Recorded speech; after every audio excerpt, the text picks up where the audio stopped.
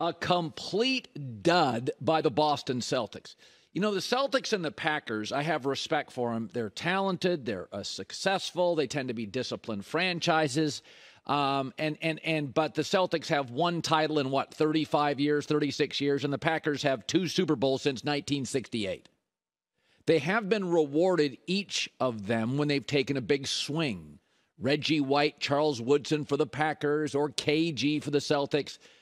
But I also feel like it's not in their nature. They're a little uncomfortable. You know, Boston's all about history and tradition, looking in the rear view mirror, celebrating their past. And the Packers, it's that Midwestern ethos. We work hard and wear Dockers. If the Celtics lose this series, can you take a big swing? I mean, hell, the Warriors did after winning a title. They moved off Harrison Barnes and went and got KD, and maybe that's a Silicon Valley aggressive thing. But I mean, Jayson Tatum's just not an alpha. He's great, not an alpha. Jaylen Brown's got a 1 mentality and a 2 game. Marcus Smart's limited and aging. Robert Williams, cross your fingers on his health. Al Horford's old. Again, maybe it's a Silicon Valley thing. They won a title. I remember people years ago telling me Tiger Woods moved off his clubs when he was number 1 in the world. Move when you're in strength, not weakness. Then you look desperation and have no leverage. But I've seen this Celtics team now, this group, for 5 and 6 years. It's just variations of good. With Shaq and Kobe, or MJ or Pippen, or Steph and Clay, Bird and McHale, there's defined roles and everybody understands it. I don't think Tatum and Jaylen Brown know their roles. Tatum's more talented. Jaylen Brown wants the ball more. I don't think there's clarity here, and I think you got to create it. I think you got to take a big swing. Now, the Celtics are still favored to win the title, even if they won the title. Would it be because they're great? No, it's because Milwaukee folded. The East is weaker. The Knicks can't score. Either can Miami, although Jimmy Butler's amazing. Golden State's in a transition period. I mean, even if you won, you beat Denver. It's a weird, wonky year. Take a big swing. Tatum's their best player. Yet he had a minus 26 plus minus last night. That was the worst of anybody. And you know what it's starting to remind me of? The Oklahoma City team with KD and Westbrook. So whenever a team's really, really good for an extended period, but they don't win a title, who takes the heat? The Stars. Remember Mr. Unreliable in the newspaper in OKC? KD, Westbrook, we heard for years they get along, they hang out, there's nothing to do there, they hang out. And then after getting the heat year after year, because nobody blames the role players when you're good for years. Nobody's blaming Derek White. Nobody's blaming guys off the bench, Malcolm Brogdon. They're blaming Tatum, and they're blaming Brown.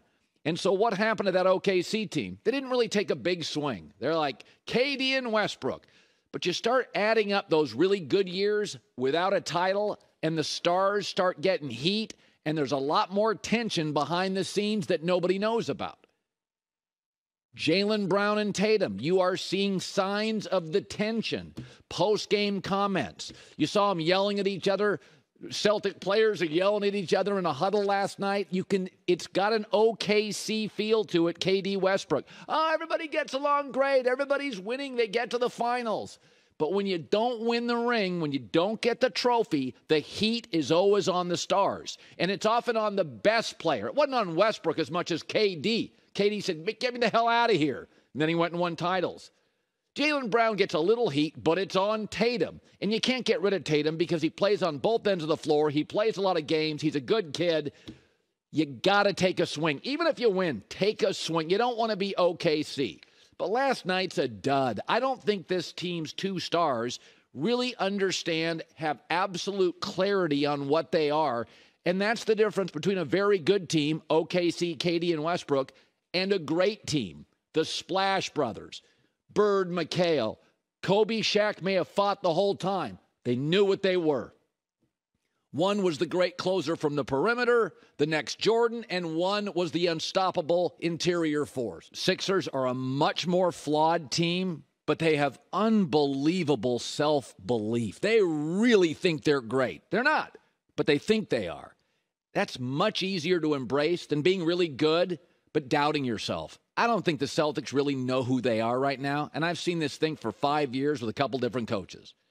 All right, so Jordan Poole, there's a headline today, I'm reading this. Jordan Poole's been a disaster in the playoffs. It's costing the Warriors. Warriors trail 3-1. If you trail 3-1 in the series, almost never does a team come back and win it. So my guess is we go to a Game 6. I'm going to watch tonight. I do think if AD and LeBron struggle early, get them off the floor, get blown out by 40, who gives a rip? Then you'll have 2 games to win 1. But it is interesting because Jordan Poole is very talented. I just wonder about the fit. So the Patriots, because of their sort of efficient, rigid, disciplined, structured style, were just not a great fit for Ocho Cinco. And they were only a good fit for Randy Moss for about 2.5 years, 3 years until he wore people out. Doesn't mean Ocho Cinco and Randy Moss aren't great. The Warriors system demands a lot. It's demanding, it's structured, it's smart, it's intuitive. Loose guys like D'Angelo Russell, they couldn't get him out of there fast enough.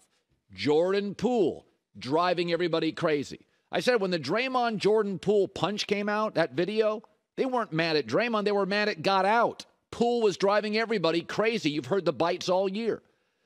The Warriors have always, like the Patriots, been willing to take people with lower ceilings. Dante DiVincenzo, Looney can only rebound, Gary Payton 2's defense. They're fine with that if you're a specialist, if you're structured, if you deliver on what they demand. They're not always highest ceiling guy. And I think that's Poole's problem. If you look at Jordan Poole's numbers, and these are kind of fascinating, Jordan Poole with Curry playing averages 16 a game. Without Curry, he averages 26. Jordan Poole needs to be the man, not the guy subbing in for the man. He doesn't fit, but he would start and be a 25-point-a-game player for 90% of this league, like the Celtics. He would create clarity, never be afraid to take a shot. Doesn't play a lick of defense. Who cares? Robert Williams does, Tatum does, and Marcus Smart does. You have a defender in the backcourt, wing, center. You don't need another good defender. Celtics got all these great defenders. Where's the ring? What you need's an alpha. And Jordan Poole will take a shot from the parking lot. He doesn't work here. It is a highly structured system, and he's an unstructured, at times, player. And loose, unstructured players struggle with the Patriots. They can struggle with the Warriors. He's like a wild public school kid trying to fit into a prep school. It just doesn't work. He is valuable, I think, around the league much more than he is here. I think he mentioned everybody but the ball boy. He did not mention Jordan Poole. Again, fit matters. D'Angelo Russell with the Warriors, really good player. Too squirrely.